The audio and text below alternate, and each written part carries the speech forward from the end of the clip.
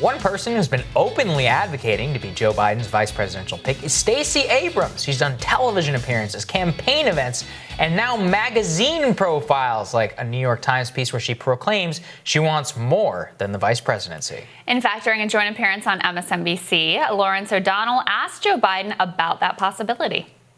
Mr. Vice President, do you have an announcement to make? Is this an audition? Is there, what is the reason that you decided it's time for me to get on TV with Stacey Abrams? Well, because Stacey Abrams has done more to deal with the fair vote and making sure there is a fair vote than anybody. And she has a great capacity to explain things and to lay out exactly why it's going to be so critically important in this election. Joining us now to weigh in on Abrams' push for the vice presidency is journalist in front of the show, Zaid Jilani. Great to see you, Zaid. Yeah, great to be here. So there's been a bit of a media push to paint Stacey Abrams as somehow different than your sort of standard issue Washington politician. Do you think that is an accurate way of portraying her? What do you make of the media image versus what her rhetoric and her record actually shows? Yeah, well, I think judging based off of how the national media kind of treats her or presents her, it's actually very difficult for the typical voter or even just typical interested person, a newsreader, to actually understand what her record is or her approach to politics is. Largely speaking, the profiles are written of her television appearances. They talk, they're written and they're presented as if it's celebrity news. We're talking about her aspirations, her kind of pathway, or her kind of presentation in terms of where she wants to be in life. She's said in many interviews going back years that she wants to be president one day. She's never said, well, when I get to the Oval Office, I want to do X, Y, and Z, or here's what I've done, X, Y, and Z, when I was a state representative, which was the last elected position she held. I think that presents a lot of problems and a lot of challenges because it's almost like we're reading about a monarchical figure, like we're reading about the royal family in the UK. And it's okay when we're talking about the royal family because they don't have any real power, right? It's kind of just intrigue. It's kind of just a popular interest story. It's kind of interesting and entertaining to read those profiles. But when you're talking about someone who holds immense power, I mean, if you're vice president, you're set up for the presidency, you control a nuclear arsenal, you staff thousands of different positions in the federal government, you have enormous influence over the United States and the rest of the world. Given those stakes, I just don't think the news coverage is actually describing anything about Abrams' actual approach to politics, which if you wanted to learn about that, you'd have to talk about her record in the state of Georgia as a state representative, which is never addressed. I mean, it's almost, I think in the Washington Post profile, they briefly got into it.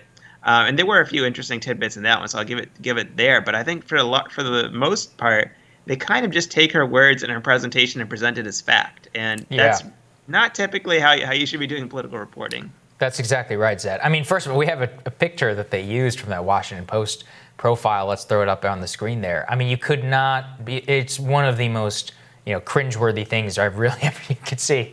It's like, and the way they talk about the way that she acts, pandemonium as she walks to the left stage like a runway supermodel, stops on a dime and poses and tilts her head slightly. It's just incredible the way the kind of the hagiography, the way that they write about her, Zaid. And as you point out, I mean, you're a Georgian and you've always stayed on top of politics there. Let's talk about the record. I mean, what does she actually bring to the vice presidency?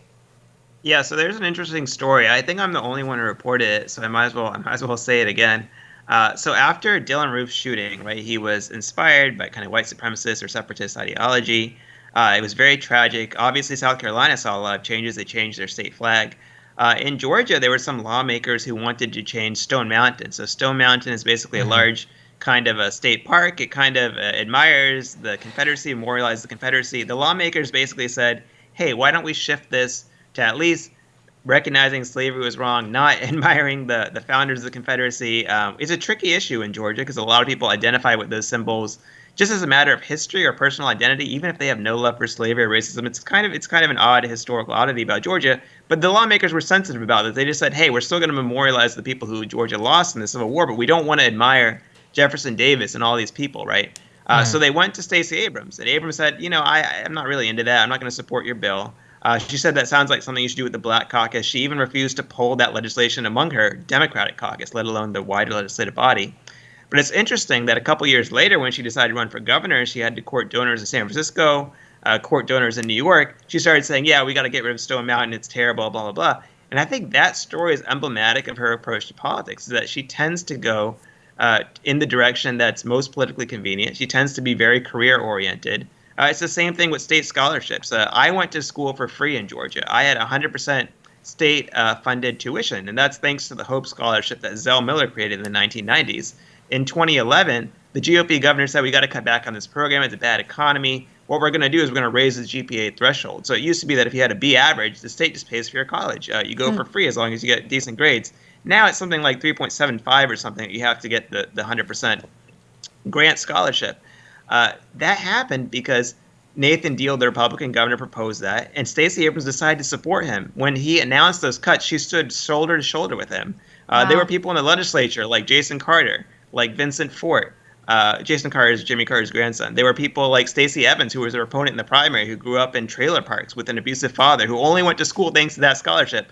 Those people were opposing Nathan Deal, campaigning against him, saying we need to make the richest Georgians pay a little bit more so everyone can continue to use the scholarship.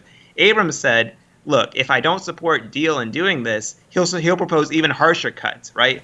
Just imagine if Stacey Abrams was vice president or president, Mitch McConnell came to her and said, well, I want to raise Social Security age to 75. But if you support me, I'll raise it to 74 instead. So why don't you just go ahead and support me? Let's put all the debate aside and just come on board. Let's do this. That's basically what she did with the state scholarship.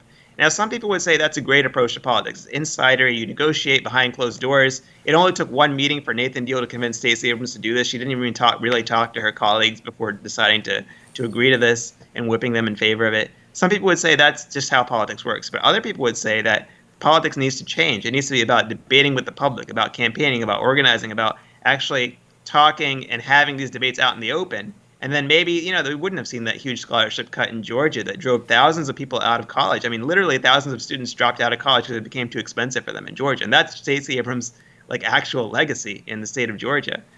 There's a number of different events like that. I described two anecdotes, but I could probably tell a dozen more in terms of how Stacey Abrams presented herself in politics and how she kind of navigated the system. I mean, she had an A rating from the state Chamber of Commerce. That's the main business group that deregulated banking, that opposes the minimum wage. When Abrams ran for governor, I asked her multiple times, I asked her campaign, so what do you want the state minimum wage to be? They never gave me an answer because they weren't campaigning on increasing the minimum wage. Wow. I mean, this is something that I think 60 or 70% of Georgians want to see an increase in minimum wage. Right now, it's actually $5.15 in the state of Georgia. It's tiny. It's actually below the federal minimum wage, even though the federal minimum wage is supreme. So, there's a number of things about Stacey Abrams that I think if you're more on the pro-business side of politics, you might actually really like her. And I think that's why she is so popular among the donor set of the Democratic Party. But I think among the voter set, she actually wouldn't be well aligned with a lot of Democratic voters. But her policy record is never really discussed, and her ideology is never discussed. And honestly, I find that to be a little disrespectful to her, because I think seeing her just as an archetype of demographics or just as a celebrity is somewhat tokenizing. It doesn't respect her approach to politics. I think she really believes in it. I don't think she's 100% cynical. I think she probably thought she was getting the best deal she could in some of these arrangements. But it's not even respectful to her because it's not seeing her as an individual and some of her own accomplishments. It's just people projecting these kind of celebrity mythos onto her, which unfortunately is what I think the New York Times and Washington Post did. Well said. Yeah, I think that's really well said. And it's not like she's the only politician who comes in for this kind of treatment where any of the messy details are just sort of glossed over and overlooked. I think Beto O'Rourke was the same way. When he ran for president, remember the glossy kind of profiles, the photo shoots. The exact same thing was happening. Yeah. His record was not looked at all. I mean, he was extremely unremarkable. Warren went through a similar phase where it was let's just talk about our selfie lines, right? Kamala Harris has received some of that similar treatment. I mean, what is it what is the magical combination for getting these kind of puff pieces and glowing hagiography from the press? I mean, I think part of it is that she does have a really decent press team of people who focus reporters very much on her personality rather than anything ideological or record-based. I think someone like Bernie Sanders is so ideological and so cares so much about policy and outcomes that I think he would often talk to press entirely in terms of his kind of stump speech about what he wants to do for the country, which I think generally is what politicians should do. But I think a lot of the media is set up in such a personalized way where they want to grow out a person's personality. They want to describe them as if they are a celebrity or as if they are a monarch. And I think politicians like Beto O'Rourke, politicians like Stacey Abrams, I think both of them kind of got attuned to that's how so much of the political press is. We can just describe ourselves as these big, kind of larger than life personalities. Then everyone will focus on that. Nobody will focus on the fact that we have very few legislative achievements, if any at all. And the ones that we do have may not actually be appealing or attractive to the voters. Yeah, and unfortunately, that's a feature of the media that I think probably the media deserves greater blame than the politicians, because the politicians are just exploiting that structural failure in the media. That's exactly right, Zaid. Well said. Very well said, my friend. Thank you for joining us. Appreciate it, man. You. Next on Rising, President Obama gave a virtual speech to the 2020 graduating class. Didn't hold back about the current administration's handling of the coronavirus. Our thoughts when Rising continues.